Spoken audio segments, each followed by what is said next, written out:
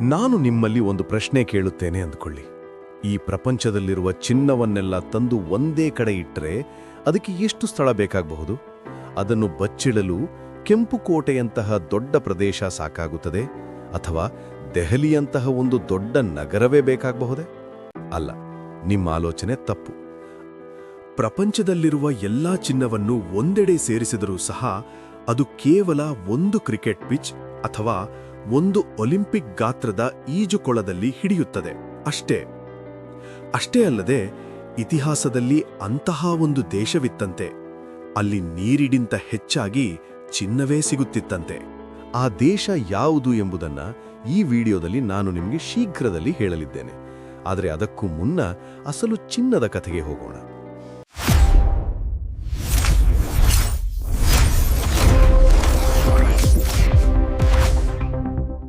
ಈ ಚಿನ್ನ ಎಲ್ಲಿಂದ ಬಂತು? ಇದರ ಬಳಕೆ ಯಾವಾಗ ಶುರುವಾಯಿತು? ಎಲ್ಲರಿಗಿಂತ ಹೆಚ್ಚು ಚಿನ್ನ ಯಾರ ಬಳಿ ಇದೆ? ಮುಖ್ಯವಾಗಿ ಭಾರತ ದೇಶವನ್ನು ಸೋನೆ ಕಿ ಚಿರಿಯಾ ಅಂದ್ರೆ ಚಿನ್ನದ ಹಕ್ಕಿ ಎಂದು ಏಕೆ ಕರೆಯುತ್ತಿದ್ದರು? ಕೇವಲ ನಮ್ಮಲ್ಲಿ ಮಾತ್ರವಲ್ಲ, ಈಜಿಪ್ಟ್ನಲ್ಲಿಯೂ ಚಿನ್ನವನ್ನು ದೇವರಿತ್ತ ವರ ಎಂದು ಭಾವಿಸುತ್ತಿದ್ದರು. ಅಲ್ಲಿನ ಫೇರೋ ರಾಜರು ಮರಣ ಹೊಂದಿದ ನಂತರ ಅವರ ಮಮ್ಮಿಗಳ ಮೇಲೆ ಚಿನ್ನದ ಮುಖವಾಡಗಳನ್ನು ಧರಿಸುತ್ತಿದ್ದರು. ಇನ್ನು ದಕ್ಷಿಣ ಅಮೆರಿಕಾದಲ್ಲಿ ಎಲ್ಡೊರಾಡೋ ಎಂಬ ಒಂದು ಮಿಸ್ಟರಿ ನಗರವಿತ್ತು. ಅಲ್ಲಿನ ರಾಜರು ತಮ್ಮ ಮೈತುಂಬಾ ಸೋಪಿನಂತೆ ಚಿನ್ನವನ್ನು ಹಚ್ಚಿಕೊಂಡು ಸ್ನಾನ ಮಾಡುತ್ತಿದ್ದರು. ಇನ್ನು ನಮ್ಮ ಭಾರತ ದೇಶದ ವಿಷಯ ಹೇಳಲೇಬೇಕಿಲ್ಲ. ಸಾವಿರಾರು ವರ್ಷಗಳಿಂದ ನಮಗೆ ಚಿನ್ನ ಎಂದರೆ ಕೇವಲ ಒಂದು ಲೋಹ ಮಾತ್ರವಲ್ಲ, ಅದು ಧಾರ್ಮಿಕತೆಯ ಪ್ರತೀಕ. ಆದರೆ ಇವೆಲ್ಲವನ್ನು ಪಕ್ಕಕ್ಕಿಟ್ಟರೆ ನಿಮಗೆ ಒಂದು ಶಾಕಿಂಗ್ ವಿಷಯ ಹೇಳಬೇಕು. ಇದು ಕೇವಲ ಒಂದು ಮೆಟಲ್ ಅಂದರೆ ಲೋಹ ಮಾತ್ರವಲ್ಲ, ಇದು ಮಾನವ ಇತಿಹಾಸದ ವ್ಯಾಪಾರ ಮತ್ತು ಎಷ್ಟೋ ಸಾಮ್ರಾಜ್ಯಗಳ ಗೆಲುವು ಸೋಲುಗಳ ಕಥೆ. ಸಾವಿರಾರು ವರ್ಷಗಳ ಹಿಂದೆ ಮನುಷ್ಯ ಕಲ್ಲುಗಳಿಂದ ತನ್ನ ಪ್ರಪಂಚವನ್ನು ನಿರ್ಮಿಸಿಕೊಳ್ಳುತ್ತಿದ್ದ ಸಮಯದಲ್ಲಿ ಅವನ ಕಣ್ಣು ಮಿನುಗುವ ಹಳದಿ ಕಲ್ಲಿನ ಮೇಲೆ ಬಿತ್ತು. ಅದನ್ನು ಮುಟ್ಟಿದ ತಕ್ಷಣ ಅವನಿಗೆ ಅದರ ಬೆಲೆ ಅರ್ಥವಾಯಿತು. ಬಲ್ಗೇರಿಯಾದ ವಾರ್ನಾ ನೆಕ್ರೋಪಾಲಿಸ್ ಎಂಬ ಪ್ರದೇಶದಲ್ಲಿ ಪ್ರಪಂಚದ ಅತ್ಯಂತ ಪುರಾತನವಾದ ಚಿನ್ನದ ಆಭರಣಗಳು ದೊರೆತಿವೆ. ಇವು ಕ್ರಿಸ್ತಪೂರ್ವ 4500 ವರ್ಷಗಳ ಕಾಲದವು. ಅಂದರೆ ಇಂದಿಗೆ ಸರಿಸುಮಾರು 6500ರಿಂದ 7000 ವರ್ಷಗಳಷ್ಟು ಹಳೆಯವು ಎಂದರ್ಥ. ಇದನ್ನು ನೋಡಿದರೆ ಚಿನ್ನ ಮತ್ತು ಮನುಷ್ಯನ ಸಂಬಂಧ ಎಷ್ಟು ಹಳೆಯದು ಎಂಬುದು ತಿಳಿಯುತ್ತದೆ. ಇನ್ನು ಈಜಿಪ್ಟ್ ವಿಷಯಕ್ಕೆ ಬಂದರೆ, ನೈಲ್ ನದಿ ಕಣಿವೆಯಲ್ಲಿ ಕ್ರಿಸ್ತಪೂರ್ವ 3100ರ ಅವಧಿಯಲ್ಲೇ ಭಾರೀ ಪ್ರಮಾಣದ ಚಿನ್ನದ ಗಣಿಗಳನ್ನು ತೆರೆಯಲಾಗಿತ್ತು. ಅಲ್ಲಿ ನೈಸರ್ಗಿಕವಾಗಿ ಸಿಗುವ ಚಿನ್ನವನ್ನು ಕರಗಿಸಿ ಅದನ್ನು ತಂಪು ಮಾಡಿ ಬಳಸುತ್ತಿದ್ದರು. ಈಗ ನಮ್ಮ ಭಾರತದ ವಿಷಯಕ್ಕೆ ಬರೋಣ. ನಮ್ಮ ವೇದಗಳಲ್ಲೇ ಚಿನ್ನದ ಉಲ್ಲೇಖವಿದೆ. ಪುರಾತತ್ವಶಾಸ್ತ್ರದ ಪ್ರಕಾರ ನೋಡಿದ್ರೆ ಹರಪ್ಪ, ಮೊಹೆಂಜೊದಾರೋ, ಲೋಥಲ್ ಮತ್ತು ಧೋಲವೀರಗಳಲ್ಲಿ ನಮಗೆ ಚಿನ್ನದ ವಸ್ತುಗಳು ದೊರೆತಿವೆ. ಅಂದರೆ 5000 ವರ್ಷಗಳ ಹಿಂದೆಯೇ ನಮ್ಮಲ್ಲಿ ಚಿನ್ನವನ್ನು ವ್ಯಾಪಕವಾಗಿ ಬಳಸಲಾಗ್ತಿತ್ತು. ಅಷ್ಟೇ ಅಲ್ಲದೆ, ಪ್ರಪಂಚದ ಅತ್ಯಂತ ಹಳೆಯ ಚಿನ್ನದ ಗಣಿಗಳಲ್ಲಿ ಒಂದಾದ ನಮ್ಮ ಕೋಲಾರ ಚಿನ್ನದ ಗಣಿ KGF ಇಂದಿನದಲ್ಲ, ಇದು ಅತ್ಯಂತ ಪುರಾತನವಾದದ್ದು. ಪ್ರಾಚೀನ ಈಜಿಪ್ಟ್ ಜನರು ಚಿನ್ನವನ್ನ ದೇವತೆಗಳ ಮಾಂಸ ಅಂತ ಕರಿತಿದ್ರು. ಚಿನ್ನವು ಎಂದಿಗೂ ನಾಶವಾಗದ ಕಾರಣ ಅದು ಅಮರತ್ವದ ಸಂಕೇತವೆಂದು ಅವರ ನಂಬಿಕೆಯಾಗಿತ್ತು. ಅವರ ಸೂರ್ಯದೇವ ರಾ ಕೂಡ ಚಿನ್ನದಂತೆ ಹೊಳೆಯುತ್ತಿದ್ದ ಎಂದು ಅವರು ಭಾವಿಸುತ್ತಿದ್ದರು. ಅದಕ್ಕಾಗಿಯೇ ಈಜಿಪ್ಟ್ ರಾಜರ ಸಮಾಧಿಗಳಲ್ಲಿ, ಉದಾಹರಣೆಗೆ ತುತನ್ಖಾಮೂನ್ ಸಮಾಧಿಯಲ್ಲಿ ಚಿನ್ನದ ಮುಖವಾಡಗಳು ದೊರೆತಿವೆ. ಸಾವಿನ ನಂತರದ ಜೀವನಕ್ಕೆ ಚಿನ್ನವು ಒಂದು ಭರವಸೆ ಇದ್ದಂತೆ ಎಂದು ಅವರು ನಂಬಿದ್ದರು. ಇದೆಲ್ಲ ಮನುಷ್ಯರ ಇತಿಹಾಸ. ಆದರೆ ಅಸಲಿ ನಿಜವೇ ಬೇರೆ ಇದೆ. ಚಿನ್ನವು ಅಂತರಿಕ್ಷದಲ್ಲಿ ನಡೆದ ಒಂದು ಮಹಾ ವಿಸ್ಫೋಟದಿಂದ ಹುಟ್ಟಿದ್ದು. ಶತಕೋಟಿ ವರ್ಷಗಳ ಹಿಂದೆ ಭೂಮಿ ತಣ್ಣಗಾಗುತ್ತಿದ್ದ ಸಮಯದಲ್ಲಿ 2 ನ್ಯೂಟ್ರಾನ್ ನಕ್ಷತ್ರಗಳು ಪರಸ್ಪರ ಢಿಕ್ಕಿ ಹೊಡೆದಾಗ ಒಂದು ಭೀಕರವಾದ ಸ್ಫೋಟ ಸಂಭವಿಸಿತು. ಇದನ್ನು ವಿಜ್ಞಾನಿಗಳು ಕಿಲೋನೋವಾ ಎಂದು ಕರೆಯುತ್ತಾರೆ. ಈ ಸ್ಫೋಟದ ಫಲವಾಗಿ ಚಿನ್ನವು ತಯಾರಾಯಿತು. ನಂತರ ಸಂಭವಿಸಿದ ಉಲ್ಕೆಗಳ ಮಳೆಯಿಂದಾಗಿ ಭೂಮಿಯ ಮೇಲ್ಪದರಕ್ಕೆ ಈ ಚಿನ್ನವು ಬಂದು ಸೇರಿತು.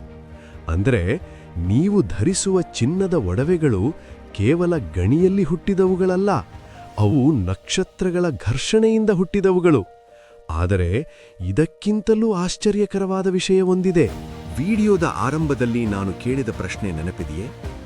ಪ್ರಪಂಚದ ಅತಿದೊಡ್ಡ ಈಜುಕೊಳ ಅಥವಾ ಕ್ರಿಕೆಟ್ ಪಿಚ್ನಲ್ಲಿ ಪ್ರಪಂಚದ ಎಲ್ಲಾ ಚಿನ್ನವೂ ಹಿಡಿಯುತ್ತದೆಯೇ ಎಂಬ ಪ್ರಶ್ನೆಗೆ ಉತ್ತರ ಇಲ್ಲಿದೆ ನೋಡಿ.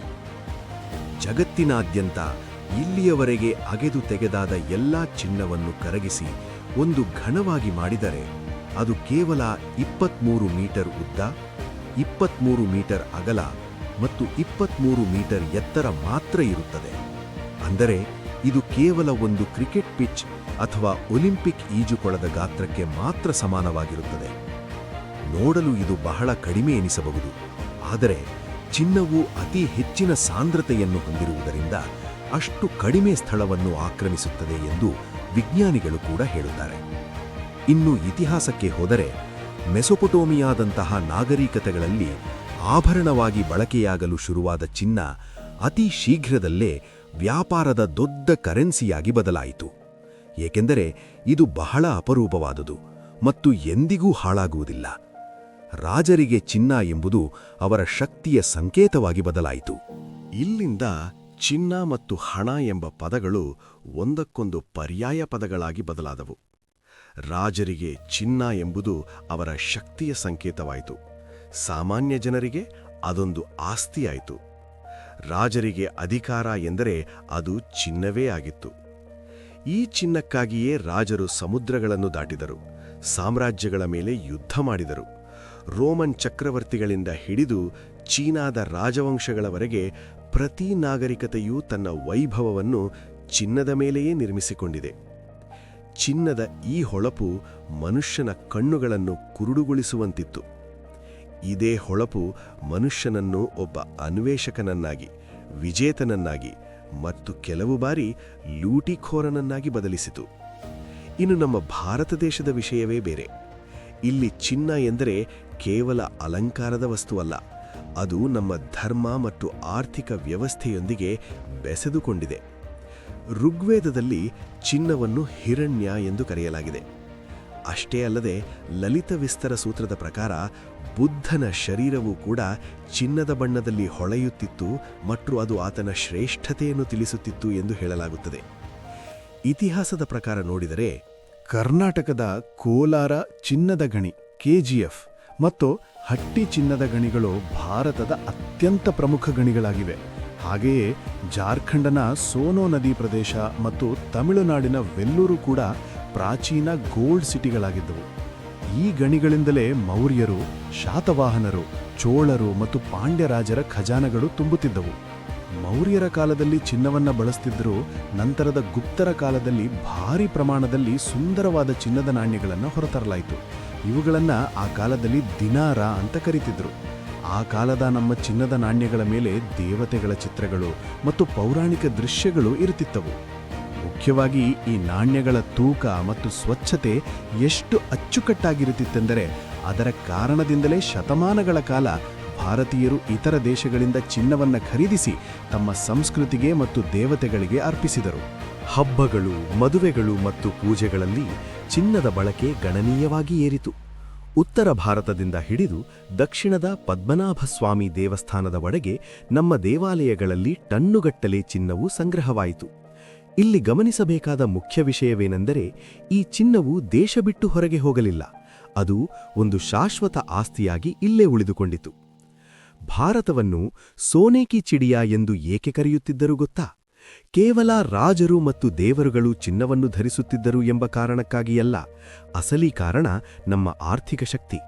ಆ ದಿನಗಳಲ್ಲಿ ಇಡೀ ಪ್ರಪಂಚಕ್ಕೆ ಸಾಂಬಾರ ಪದಾರ್ಥಗಳು, ರೇಷ್ಮೆ ಮತ್ತು ಉತ್ತಮ ಗುಣಮಟ್ಟದ ಬಟ್ಟೆಗಳು ಬೇಕಿತ್ತು. ಅವೆಲ್ಲವೂ ನಮ್ಮ ಬಳಿಯೇ ಇದ್ದವು. ರೋಮನ್ ಮತ್ತು ಅರಬ್ ವ್ಯಾಪಾರಿಗಳು ನಮ್ಮ ಹತ್ತಿರ ಬಂದು ಸರಕುಗಳನ್ನು ಖರೀದಿಸುತ್ತಿದ್ದರು. ಆದರೆ ಅದರ ಬದಲಿಗೆ ನಾವು ಅವರಿಂದ ಕೇವಲ ಚಿನ್ನವನ್ನು ಮಾತ್ರ ಪಡೆದುಕೊಳ್ಳುತ್ತಿದ್ದೆವೆ.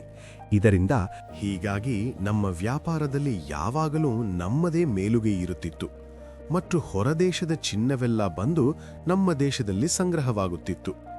ಇದಕ್ಕೆ ಸಾಕ್ಷಿಯಾಗಿ ಪೆರಿಪ್ಲಸ್ ಆಫ್ ದ ಎರಿತ್ರಿಯನ್ ಸೀನಂತಹ ದಾಖಲೆಗಳಿವೆ. ಭಾರತಕ್ಕೆ ಬಂದ ಪ್ರತಿ ವ್ಯಾಪಾರಿಯೂ ಶ್ರೀಮಂತನಾಗಿಯೇ ಮರಳಿ ಹೋಗುತ್ತಿದ್ದನು.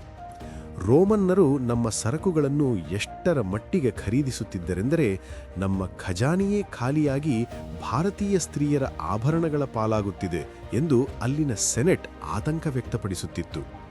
ಹೀಗೆ ಪ್ರಪಂಚದ ಸಂಪತ್ತೆಲ್ಲ ಬಂದು ಸೇರಿದ ಕಾರಣಕ್ಕಾಗಿಯೇ ನಮ್ಮ ದೇಶವು ಅತ್ಯಂತ ಶ್ರೀಮಂತವಾಯಿತು. ಆದರೆ ದುರದೃಷ್ಟವಶಾತ್ ಅದೇ ಸಂಪತ್ತು ನಮಗೆ ಶಾಪವಾಗಿ ಪರಿಣಮಿಸಿತು. ಈ ಸಂಪತ್ತನ್ನು ನೋಡಿಯೇ ಮಹಮ್ಮದ್ ಗಜ್ನಿಯಂತಹ ಲೂಟಿಕೋರರು ಮತ್ತು ಆನಂತರ ಬ್ರಿಟಿಷರು ನಮ್ಮ ದೇಶದ ಮೇಲೆ ಕಣ್ಣಿಟ್ಟರು. ಭಾರತದ ಪತನಕ್ಕೆ ಮತ್ತು ಲೂಟಿಗೆ ಪರೋಕ್ಷವಾಗಿ ಈ ಚಿನ್ನವೇ ಕಾರಣವಾಯಿತು. ಕೇವಲ ನಮ್ಮ ದೇಶ ಮಾತ್ರವಲ್ಲ, ಪ್ರಪಂಚದಾದ್ಯಂತ ಚಿನ್ನವು ಅನೇಕ ಬದಲಾವಣೆಗಳನ್ನು ತಂದಿದೆ. ಇನ್ನು ಆಫ್ರಿಕಾದ ವಿಷಯಕ್ಕೆ ಬಂದರೆ, ಪಶ್ಚಿಮ ಆಫ್ರಿಕಾದ ಘಾನಾ, ಮಾಲಿ ಮತ್ತು ಸಾಂಘೆ ಸಾಮ್ರಾಜ್ಯಗಳು ಪ್ರಪಂಚದ ಅತಿದೊಡ್ಡ ಚಿನ್ನದ ಪೂರೈಕೆದಾರರಾಗಿದ್ದವು. ಮುಖ್ಯವಾಗಿ ಮಾಲಿ ಸಾಮ್ರಾಜ್ಯದ ರಾಜ ಮನ್ಸಾ ಮೂಸಾ ಕಥೆ ಕೇಳಿದರೆ ನೀವು ಶಾಕ್ ಆಗ್ತೀರಿ. 1324ರಲ್ಲಿ ಆತ ಹಜ್ ಯಾತ್ರೆಗೆ ಹೋದಾಗ ಹಂಚಿದ ಚಿನ್ನದಿಂದಾಗಿ ಜನರು ಆರ್ಥಿಕವಾಗಿ ಸಂಕಷ್ಟಕ್ಕೆ ಸಿಲುಕಿದ್ದರು. ಈ ಚಿನ್ನವು ಸಹಾರಾ ಮರುಭೂಮಿಯ ಮಾರ್ಗದ ಮೂಲಕ ಯುರೋಪ್ ತಲುಪಿ ಅಲ್ಲಿನ ವ್ಯಾಪಾರ ಮತ್ತು ಜೀವನಕ್ಕೆ ಹೊಸ ಅಡಿಪಾಯ ಹಾಕಿತು. ಆದರೆ 16ನೇ ಶತಮಾನದಲ್ಲಿ ಚಿನ್ನದ ಕಥೆ ಒಂದು ಭಯಂಕರವಾದ ತಿರುವು ಪಡೆಯಿತು. ಯುರೋಪ್ ದೇಶಗಳು ಹೊಸ ಪ್ರಪಂಚವನ್ನು ಹುಡುಕಲು ಹೊರಟವು. ಅವರ ಉದ್ದೇಶ ಗಾಡ್, ಗೋಲ್ಡ್ ಮತ್ತು ಗ್ಲೋರಿ, ಅಂದ್ರೆ ದೇವರು, ಚಿನ್ನ ಮತ್ತು ಕೀರ್ತಿ. ಅಂದ್ರೆ ಚಿನ್ನವನ್ನು ಹುಡುಕಬೇಕು, ಧರ್ಮವನ್ನು ವಿಸ್ತರಿಸಬೇಕು ಮತ್ತು ಕೀರ್ತಿಯನ್ನು ಪಡೆಯಬೇಕು. ಹೀಗೆ ಇಂಡಿಯಾವನ್ನು ಹುಡುಕುತ್ತಾ ಹೊರಟ ಕೊಲಂಬಸ್ ದಾರಿ ತಪ್ಪಿ ಅಮೆರಿಕಾವನ್ನು ತಲುಪಿದನು. ಅಲ್ಲಿನ ಜನರನ್ನು ನೋಡಿ ಇಂಡಿಯನ್ಸ್ ಎಂದು ತಪ್ಪಾಗಿ ಭಾವಿಸಿದನು.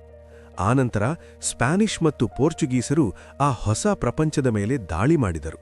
ಅಲ್ಲಿ ಆಜ್ಟೆಕ್ ಮತ್ತು ಇಂಕಾ ಎಂಬ 2 ದೊಡ್ಡ ನಾಗರಿಕತೆಗಳಿದ್ದವು. ಅವರ ಹತ್ತಿರ ಲೆಕ್ಕವಿಲ್ಲದಷ್ಟು ಚಿನ್ನವಿತ್ತು. ಆದರೆ ವಿಚಿತ್ರವೆಂದರೆ ಅವರಿಗೆ ಚಿನ್ನದ ಆರ್ಥಿಕ ಮೌಲ್ಯವೇ ತಿಳಿದಿರಲಿಲ್ಲ. ಮುಖ್ಯವಾಗಿ ಇಂಕಾ ಸಾಮ್ರಾಜ್ಯವು ಇಂದಿನ ಈಕ್ವೆಡಾರ್, ಬೊಲಿವಿಯಾ ಮತ್ತು ಚಿಲಿಯವರೆಗೆ ವಿಸ್ತರಿಸಿತ್ತು. ಅಲ್ಲಿ ಚಿನ್ನಕ್ಕಾಗಿ ಒಂದು ರಕ್ತಸಿಕ್ತ ಇತಿಹಾಸವೇ ಶುರುವಾಯಿತು. ಇಂಕಾ ಜನರ ಜೀವನದಲ್ಲಿ ಚಿನ್ನವೆಂದರೆ ಹಣವಾಗಿರಲಿಲ್ಲ. ಅವರದನ್ನು ಕೇವಲ ತಮ್ಮ ದೇವಾಲಯಗಳಲ್ಲಿ ಮತ್ತು ಪವಿತ್ರ ಪೂಜೆಗಳಲ್ಲಿ ಮಾತ್ರ ಬಳಸುತ್ತಿದ್ದರು. ಆದರೆ ಅವರ ಚಕ್ರವರ್ತಿ ಅಟಾಹುಲ್ಪಾ ಅವರ ಕಥೆ ಬಹಳ ವಿಷಾದನೀಯವಾಗಿದೆ. ಸ್ಪ್ಯಾನಿಷ್ ಆಕ್ರಮಣಕಾರರು ಇಂಕಾ ಚಕ್ರವರ್ತಿಯನ್ನು ಬಂಧಿಸಿದಾಗ ತನ್ನ ಬಿಡುಗಡೆಗಾಗಿ ಅವರು ಒಂದು ಇಡೀ ಕೋಣೆ ತುಂಬುವಷ್ಟು ಚಿನ್ನವನ್ನು ನೀಡುವುದಾಗಿ ರಾಜ ಮಾತು ಕೊಟ್ಟಿದ್ದನು. ಆ ರಾಜನನ್ನು ಬಂಧಿಸಿ ಸಾವಿರಾರು ಟನ್ ಚಿನ್ನ ಮತ್ತು ಬೆಳ್ಳಿಯನ್ನು ಲೂಟಿ ಮಾಡಲಾಯಿತು. ಆ ಲೂಟಿ ಮಾಡಿದ ಸಂಪತ್ತು ಸ್ಪೇನ್ ದೇಶವನ್ನು ತಲುಪಿತು. ಅದೇ ಸಂಪತ್ತು ಯುರೋಪಿನ ಆರ್ಥಿಕ ವ್ಯವಸ್ಥೆಯನ್ನು ಬಲಪಡಿಸಿತು ಮತ್ತು ಪ್ರಪಂಚದಲ್ಲಿ ಯುರೋಪಿಯನ್ನರ ಆಧಿಪತ್ಯವನ್ನು ಶಾಶ್ವತವಾಗಿ ಭದ್ರಪಡಿಸಿತು. ದುರದೃಷ್ಟವಶಾತ್ ಈ ಚಿನ್ನವೇ ಇಂಕಾ ನಾಗರಿಕತೆಯ ಪತನಕ್ಕೆ ಕಾರಣವಾಯಿತು. ಇತಿಹಾಸಕಾರರು ಇಂದಿಗೂ ಯುರೋಪಿಯನ್ನರ ಈ ಆಕ್ರಮಣವನ್ನು ಒಂದು ಕರಾಳ ಅಧ್ಯಾಯವಾಗಿ ಮತ್ತು ದೊಡ್ಡ ಸಾಂಸ್ಕೃತಿಕ ವಿಧ್ವಂಸವಾಗಿ ನೋಡುತ್ತಾರೆ.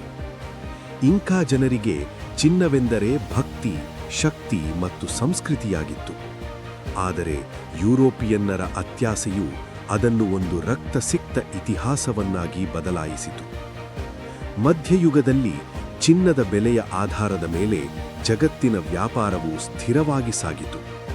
ಪ್ರಪಂಚದಾದ್ಯಂತ ದೇಶಗಳು ಚಿನ್ನದ ದರವನ್ನು ಗಮನದಲ್ಲಿಟ್ಟುಕೊಂಡೇ ತಮ್ಮ ಕರೆನ್ಸಿ, ಅಂದರೆ ಹಣದ ದರವನ್ನು ನಿಗದಿಪಡಿಸಿಕೊಳ್ಳಲು ಶುರುಮಾಡಿದವು. ಆದರೆ 1970ರಲ್ಲಿ ಅಮೆರಿಕದ ಅಧ್ಯಕ್ಷ ರಿಚರ್ಡ್ ನಿಕ್ಸನ್ ಈ ಪದ್ಧತಿಯನ್ನು ರದ್ದುಗೊಳಿಸಿದರು ಮತ್ತು ಡಾಲರ್ ಹಾಗೂ ಚಿನ್ನಕ್ಕಿದ್ದ ಲಿಂಕ್ ಅನ್ನು ಕಟ್ ಮಾಡಿದರು. ಆದರೂ ಸಹ ಪ್ರಪಂಚದ ದೊಡ್ಡ ದೇಶಗಳು ತಮ್ಮ ಆಸ್ತಿಯ ಬಹುದೊಡ್ಡ ಭಾಗವನ್ನು ಇಂದಿಗೂ ಗೋಲ್ಡ್ ರಿಸರ್ವ್, ಅಂದರೆ ಚಿನ್ನದ ಸಂಗ್ರಹ ರೂಪದಲ್ಲಿಯೇ ಇಟ್ಟುಕೊಂಡಿವೆ. ಯಾವುದೇ ದೇಶದಲ್ಲಿ ಸರ್ಕಾರ ಪತನವಾಗುವ ಪರಿಸ್ಥಿತಿ ಬಂದರೂ ಅಥವಾ ಹಣದ ಮೌಲ್ಯ ಕುಸಿದರೂ ಸಾಮಾನ್ಯ ಜನರು ಡಿಜಿಟಲ್ ಕರೆನ್ಸಿ ಅಥವಾ ಶೇರ್ ಮಾರ್ಕೆಟ್ ಕಡೆಗೆ ಹೋಗುವುದಿಲ್ಲ. ಬದಲಾಗಿ ಭದ್ರತೆಗಾಗಿ ಚಿನ್ನದ ಕಡೆಗೆ ಬರುತ್ತಾರೆ. ಇದೇ ರೀತಿಯ ಆಸಕ್ತಿದಾಯಕ ಮತ್ತು ಮಾಹಿತಿಪೂರ್ಣ ವಿಡಿಯೋಗಳಿಗಾಗಿ ಲೈಕ್, ಶೇರ್ ಹಾಗೆ ಈ ಕೂಡಲೇ ನನ್ನ ಚಾನೆಲ್ಗೆ ಸಬ್ಸ್ಕ್ರೈಬ್ ಆಗಿ. ಮುಂದಿನ ವಿಡಿಯೋದಲ್ಲಿ ಮತ್ತೆ ಭೇಟಿಯಾಗೋಣ. ಧನ್ಯವಾದಗಳು.